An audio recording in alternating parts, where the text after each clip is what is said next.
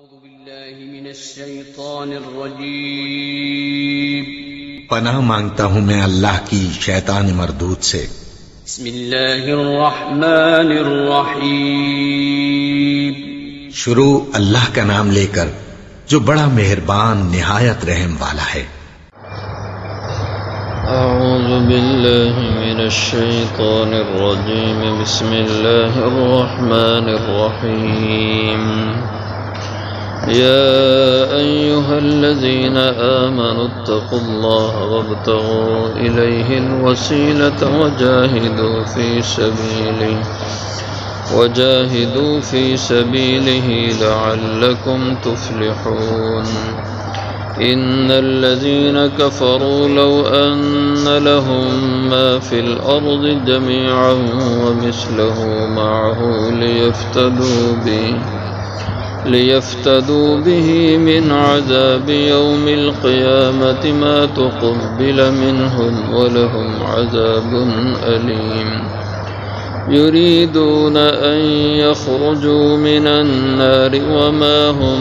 بخارجين منها ولهم عذاب مقيم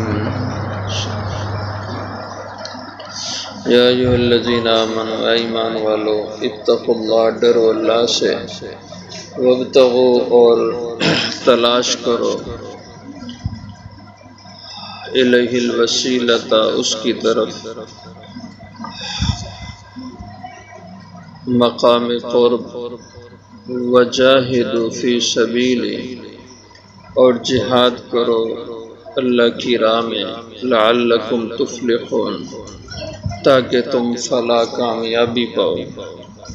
ان الذین کفروا بے شک وہ لوگ جن نے کفر کیا لو ان لہم ما فی الارض جميعا اگر بے شک ہو ان کے لیے جو کچھ زمین میں ہے جمیعا سب کا سب ومثلہ معہ اور برابر اس کے اور اس کے ساتھ لیفتدوا بہ تو البتہ وہ فدیہ دے دیں بدلے میں دے دیں یہ سب کچھ من عذاب یوم القیامہ قیامت کے عذاب سے ما تقبل منہم نہ قبول کیا جائے گا ان سے یہ وَلَهُمْ عَذَابٌ علیم اور ان کے لیے عذاب ہوگا دردناک۔ یریدون وہ چاہیں گے ان یخرجوا من النار کہ وہ نکل جائیں آگ دوزخ سے وما هم بخارجین منہا اور نہ وہ نکل سکیں گے اس سے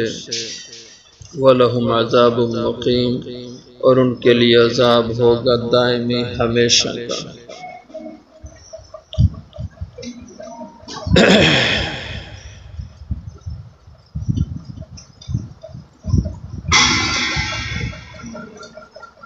یہاں اللہ جل شانہ نے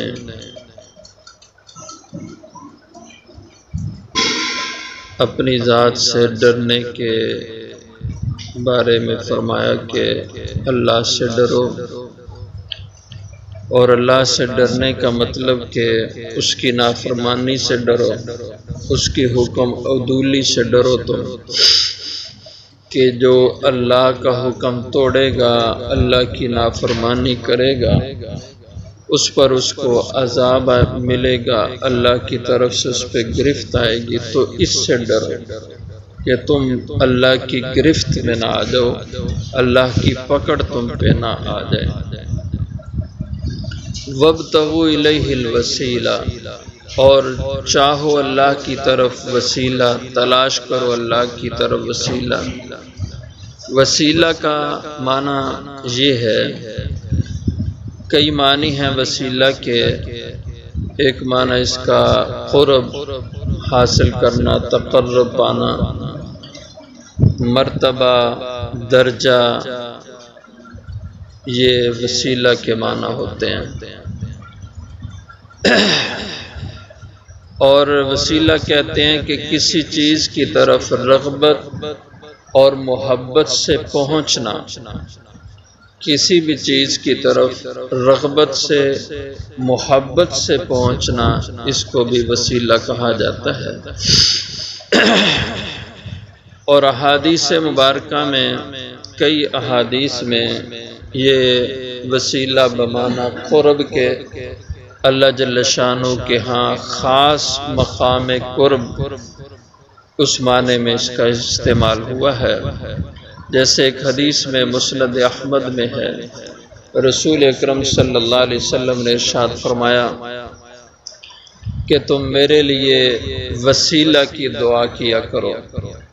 اور وہ وسیلہ ایک خاص مقام قرب ہے اللہ کے ہاں، تو اس کی میرے لیے دعا کیا کرو۔ اور ایک اور حدیث میں آتا ہے، مسلم شریف میں روایت ہے، آپ صلی اللہ علیہ وسلم نے فرمایا کہ جب آذان ہو تو اس کا جواب دیا کرو، اور آذان کے بعد مجھ پہ درود پڑھو، اور جو ایک دفعہ مجھ پہ درود پڑھے گا اللہ کی اس پہ 10 رحمتیں ہوں گی۔ اور فرمایا کہ اس کے بعد پھر میرے لیے وسیلہ کی دعا کرو، اور فرمایا کہ وسیلہ کی جو میرے لیے دعا کرے گا تو اس پر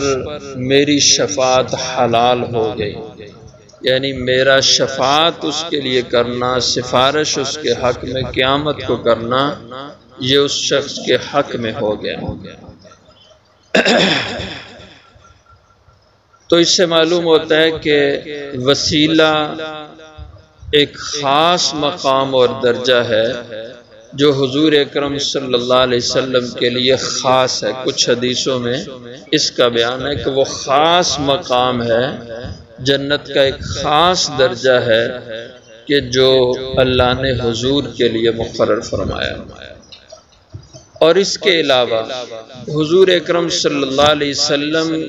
کے توسط سے، آپ کی برکت سے، آپ کی اتباع سے جو اہل ایمان ہیں، صالحین لوگ ہیں، تو اللہ جل شانہ نے ان کے لیے بھی اپنی طرف مرتبے اور درجے کے مقامات رکھے ہیں۔ اگرچہ سب سے کمال درجے کا جو مقام قرب ہے وہ تو حضور کو حاصل ہے، لیکن اس سے کم درجے کے جو مقامات قرب ہیں وہ جو بھی حضور کی اتباع کرے گا ہر مومن صالح کو اللہ وہ نصیب فرمائیں گے۔ تو یہ جو مقامات قرب ہیں، اللہ کی قرب میں آنے کے جو مقامات ہیں، یہ وسیلہ ہے۔ وَابْتَغُوا إِلَيْهِ الْوَسِيلَةَ، اور تلاش کرو اللہ کی طرف وسیلہ، یعنی اس کے طرف آنے کے جو مقامات قرب ہیں ان کے حاصل کرنے کی کوشش کرو۔ وَجَاهِدُوا فِي سَبِيلِهِ، اور کوشش کرو، جہاد کرو اللہ کی راہ میں۔ اللہ کی راہ میں یعنی اللہ کے دین کی سربلندی کے لیے، اللہ کے دین کے غلبہ کے لیے تم محنت اور کوشش کرو۔ جہاد یہ جوہد سے ہے، اور جوہد کا معنی ہوتا ہے محنت کرنا، کوشش کرنا۔ تو دین اسلام کا غلبہ ہو جائے سب ادیان پر، اس کے لیے جتنی کوششیں درکار ہیں وہ کوششیں تم کرو، اور اس کے ذریعے سے تم اس دین کو غلبہ عطا فرماؤ۔ یہ جہاد ہے۔ یہ زبان کے ذریعے سے بھی دین کا واعظ کہہ کر، دین کی تبلیغ کر کے تم اس کی سربلندی کا ذریعہ بنو، اور اسی طرح تم قلم سے تحریر کے ذریعے سے دین کی بلندی اور اس کے عروج کا اور اس کے پھیلاؤ کا ذریعہ بنو، اور اسی طرح مال خرچ کر کے دین کی سربلندی کا جو ذریعہ تم بنو۔ تو یہ ساری صورتیں جہاد میں شامل ہیں۔ لعلکم تفلحون، تاکہ تم فلاح اور کامیابی پا جاؤ اللہ کے ہاں مقامات قرب میں پہنچ کر، اور اللہ کے دین اور اس کے کلمہ کو بلند کر کے تم اللہ کے ہاں سے فلاح اور کامیابی پا سکو۔ ان الذین کفروا، بے شک وہ لوگ جن نے کفر کیا، لو ان لہم ما فی الارض، اگر بے شک ہو جائے ان کے لیے جو کچھ زمین میں ہے، جمیعاً سب کا سب، یعنی جو شخص اس دنیا سے کفر کی حالت پہ مر گیا، اللہ کی نافرمانی پہ مر گیا، مرنے کے بعد جب اس کی آخرت کی آنکھ کھلے گی تو اس کو احساس ہوگا کہ میں تو دنیا سے خالی ہاتھ عمل کے لحاظ سے آ گیا، میں نے تو اپنی زندگی برباد کر دی، اب تو میرے پاس آخرت میں کام آنے کی کوئی چیز میرے پاس موجود ہی نہیں ہے۔ جو اگلے جہان میں رائج سکہ ہے، جو رائج چیز ہے، وہ تو میرے پاس ہے ہی نہیں کہ میں اگلی زندگی کیسے گزاروں۔ اب اس کو احساس ہوا دنیا کی زندگی کے ضائع ہونے کا۔ اب وہ چاہے گا جب اللہ کی طرف سے اس پہ پکڑ آئے گی اور اس دنیا کی زندگی کو برباد کر کے جو آخرت میں گیا، ظاہر ہے اس پہ اللہ کی طرف سے ناراضگی ہوگی، اور اللہ کی ناراضگی کا اظہار اس کی طرف سے عذاب ملنے کی شکل میں آئے گا۔ تو اب عذاب کی جو شکل دوزخ ہے اس میں جب ڈالا جائے گا تو اس سے بچنے کے لیے، اس سے نکلنے کے لیے یہ کوششیں کرے گا۔ جیسے دنیا میں لوگ کوشش کرتے تھے پیسہ دے کر اپنے آپ کی گلو خلاصی کروا لیتے سفارش کے ذریعے سے، اب یہ چاہے گا کہ کاش کہ دنیا کی ساری دولتیں مجھے مل جائیں اور میں اس کے بدلے میں اس عذاب سے چھوٹ جاؤں۔ یہ دل میں اس کے چاہت پیدا ہو گئی۔ جیسے اس کی وضاحت ایک حدیث میں موجود ہے، آپ صلی اللہ علیہ وسلم کا فرمان ہے کہ قیامت کے دن اللہ جل شانہ ایک آدمی کو عذاب کا اس کے حق میں فیصلہ کریں گے اور اس کو سب سے کم درجے کا عذاب اس کو دینے کو کہا جائے گا۔ تو اللہ اس سے پوچھیں گے کہ کیا تو چاہتا ہے کہ اس عذاب سے بھی تیری خلاصی ہو جائے، اس صورت میں کہ تو زمین کی جتنی دولت اور خزانے ہیں وہ سارے کے سارے تجھے مل جائیں اور وہ سب دے کر تو اس عذاب سے بچ جائے، تو کیا تو ایسا چاہتا ہے؟ وہ کہے گا یا رب العزت اگر ایسا ہو جائے تو میں 100% تیار ہوں کہ میں دنیا کی ساری دولت اور خزانے دے کر اس عذاب سے بچ جاؤں، جبکہ وہ عذاب سب سے کم درجے کا، سب سے ہلکا عذاب اس کے لیے طے ہوگا۔ تو جب وہ یہ کہے گا کہ اگر مجھے دنیا کی دولت اور اس کے خزانے سب مل جائیں تو میں وہ دے کر اس سے چھوٹ جاؤں، میں اس پہ راضی ہوں، تو اللہ جل شانہ اس سے فرمائیں گے اے ابن آدم، میں تو اس سے بھی کم چیز پہ تجھ سے راضی تھا لیکن تو نے دنیا میں وہ کام نہیں کیا۔ عرض کرے گا یا باری تعالیٰ وہ کیا ہے؟ فرمایا میں نے تجھے دنیا میں کہا تھا کہ تم میرے ساتھ کسی کو شریک نہ بنا، میری حکم عدولی نہ کر، نافرمانی نہ کر، میں نے صرف اتنا تجھ سے دنیا میں تقاضا کیا تھا کہ تو بس اس سے رک جا تو تیری آخرت بن جائے گی، لیکن تو نے یہ معمولی سا کام اور جو میری طرف سے ایک تقاضا تھا تو نے اس کو بھی پورا نہیں کیا، اور آج تو چاہتا ہے کہ دنیا کی ساری دولت تو دے دے۔ اس سے کم چیز کا تجھے سے دنیا میں تقاضا کیا گیا جس پہ کوئی پیسہ نہیں لگتا تھا، کوئی تیرا جو ہے نا وہ مال نہیں لگتا تھا کہ تو شرک نہ کرتا اور تو اللہ کے حکم نہ توڑتا تو اس عذاب سے بچ سکتا تھا، لیکن تو اتنا معمولی کام نہیں کر سکا تو آج ساری دولت دینے کو تیار ہے۔ لیکن فرمایا کہ اب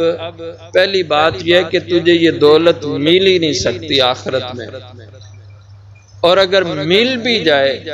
تو پیسہ دے دے تو اس کے بدلے میں تجھے عذاب سے چھٹکارا مل جائے، یہ سودا اللہ کو منظور ہی نہیں ہوگا، ایسا ہو ہی نہیں سکے گا۔ تو فرمایا لو ان لہم ما فی الارض، وہ کافر چاہیں گے کہ اگر بے شک ان کے لیے ہو جائے ان کی ملکیت میں جو کچھ زمین میں ہے جمیعاً سارے کا سارا، وَمِثْلَهُ مَعَهُ، اور اس کے برابر اور ان کو مل جائے، یعنی جتنی زمین ہے یہ سونے سے بھر جائے اور اس کے بقدر اور سونا ہو جائے، وہ لیفتدوا بہ، البتہ وہ دے دیں یہ سارا سونا یہ ساری دولت بدلے میں من عذاب یوم القیامہ، قیامت کے دن کے عذاب کے، ما تقبل منہم، پہلی بات تو یہ کہ اتنی دولت ان کو ملے گی نہیں، آخرت میں کوئی کسی کے پاس 1 روپیہ بھی نہیں ہوگا، وہاں یہ سکہ یہ پیسہ چلے گا ہی نہیں، ہوگا ہی نہیں، لیکن اگر ہو بھی جائے کسی کو مل بھی جائے ما تقبل منہ، تو اللہ اس کو قبول ہی نہیں کریں گے، وَلَهُمْ عَذَابٌ عَلِيمٌ، اور ان کے لیے دردناک عذاب ہوگا، یریدون ان یخرجوا من النار، وہ چاہیں گے کہ وہ نکل جائیں اس دوزخ کی آگ سے، لیکن وما هم بخارجین منها، اور وہ نہیں نکلنے والے ہوں گے اس سے، ان کے لیے نکلنے کی کوئی صورت نہیں ہوگی، وَلَهُمْ عَذَابٌ مُقِيمٌ، اور ان کے لیے وہاں ہمیشہ ہمیشہ کا